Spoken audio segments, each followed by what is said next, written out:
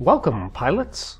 Carrying Preaux's letter, Cosmos Cramer is en route to the Ebony Tower to talk to the final agent there, Istvia Lamouette.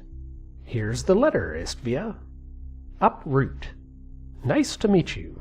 My name is Istvia Lamouette, and I'm one of the chief coordinators of FON's activities in this constellation. Preaux tells me great things about you.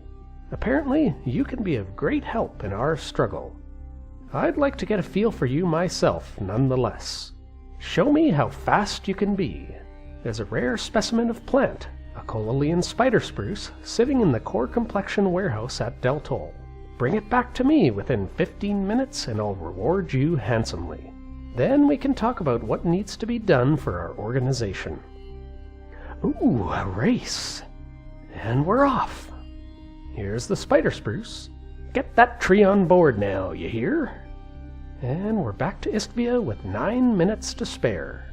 Let's take a look at the Entrepreneur Remote Sensor Booster blueprint we got as a reward. It has 3 runs and requires some special Serpentis target guide items that we'll need to find. Oddly, the outcome has a different module name, a bootleg variant. Using the compare tool, we see that it has the same sensor strength, targeting range, and optimal range bonuses as the Tier 2 module.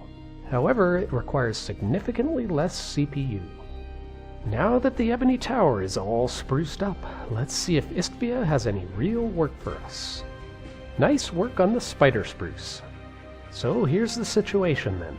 There's a guy named Alaris Ekire. He's the most militant person within our ranks, a real piece of work. Most of us have disagreed with his methods in the past, but he has an authoritative air about him which rouses admiration in the weak. For this reason, he's never short of followers, and has managed to maintain his position within the FON.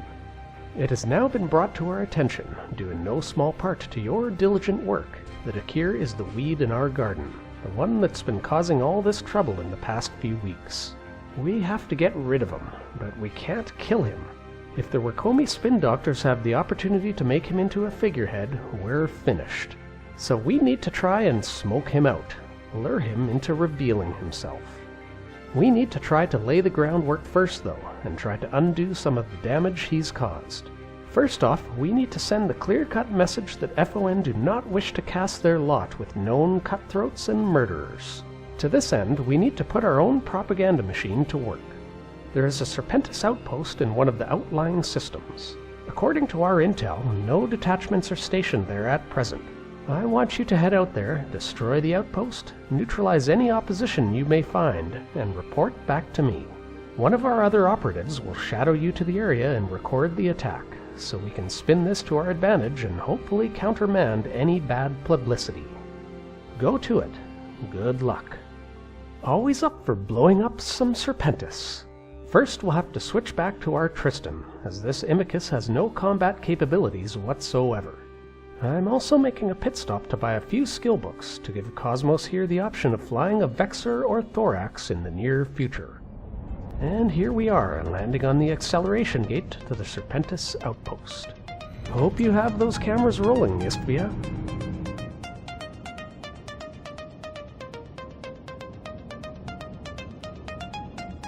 Looks like some sentry guns and missile batteries. We'll start with the missile batteries.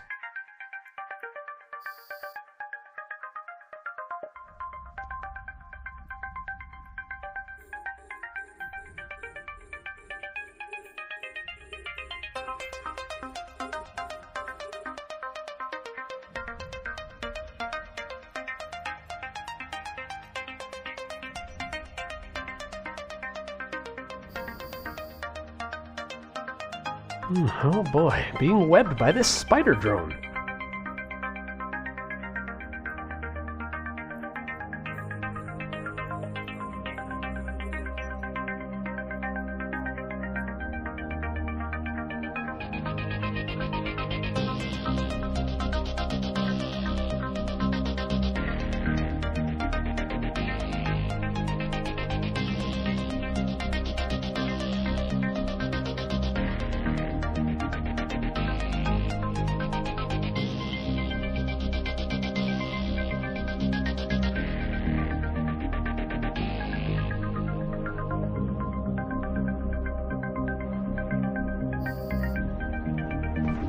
Yeah, glad to be rid of him. And now we can take care of the outpost.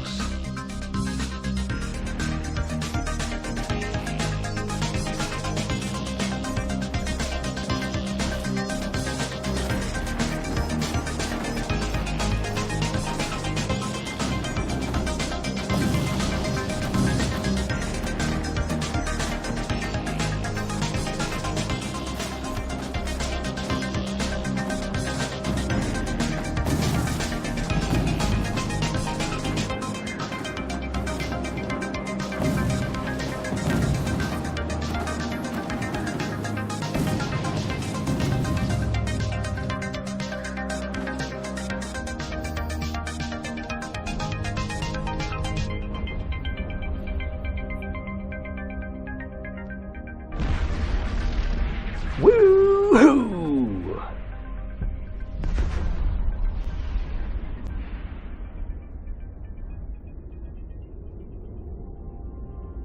With the outpost gone, we return to Istvia for the next mission. The photographer who recorded your strike has given his footage to the post-production people. We should see something from them soon. We've decided there's no choice but to take the Ekire matter into our own hands.